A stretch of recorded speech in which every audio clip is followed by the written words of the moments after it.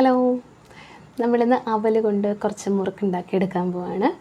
വൈകുന്നേര സമയങ്ങളിലൊക്കെ ചായ കുടിക്കുമ്പോൾ അതിൻ്റെ കൂടെ കഴിക്കാൻ പറ്റുന്ന നല്ല കറുമുറാന്നിരിക്കുന്ന മുറുക്ക്. അപ്പോൾ വീട്ടിലേക്ക് പോകാം.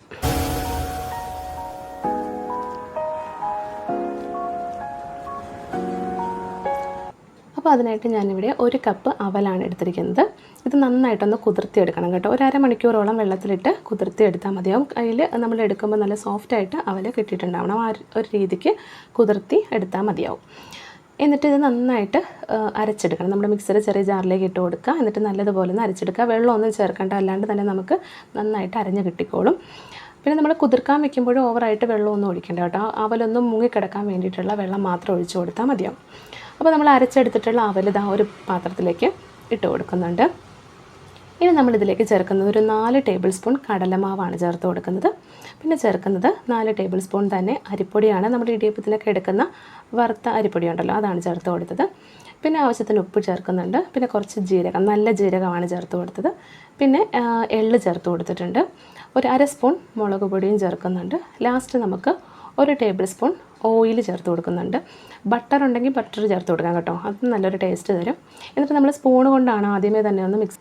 അപ്പോൾ എനിക്ക് കുറച്ച് ലൂസായിട്ട് തോന്നി മാവ്, അതുകൊണ്ട് ഞാൻ 2 ടേബിൾ സ്പൂൺ കൂടി കടലമാവ് ചേർത്ത് കൊടുത്തിട്ടുണ്ട്. കടലമാവിന് പകരം അരിപ്പൊടി ചേർക്കണമെങ്കിൽ അരിപ്പൊടിയും ചേർക്കാം. എന്നിട്ട് നമ്മൾ ഇടിയപ്പത്തിനൊക്കെ കുഴച്ചെടുക്കുന്ന അതേ ഒരു പരുവത്തിൽ നന്നായിട്ടൊന്ന് കുഴച്ചെടുക്കുക.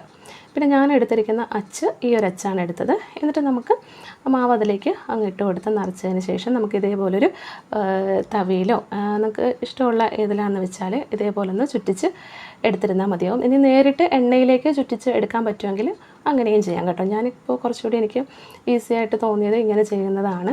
ഞാൻ അരിമുറുക്ക് ചെയ്തപ്പോഴും അങ്ങനെയാണ് ചെയ്തത്. ഇതേപോലെ കോരികയിൽ ചുറ്റിച്ചിട്ടാണ് നേരെ എണ്ണയിലേക്ക് ഇട്ട് കൊടുത്തത്. അതൊക്കെ നമ്മുടെ ഇഷ്ടമാണ്, എങ്ങനെയാണെങ്കിലും ചെയ്യാം.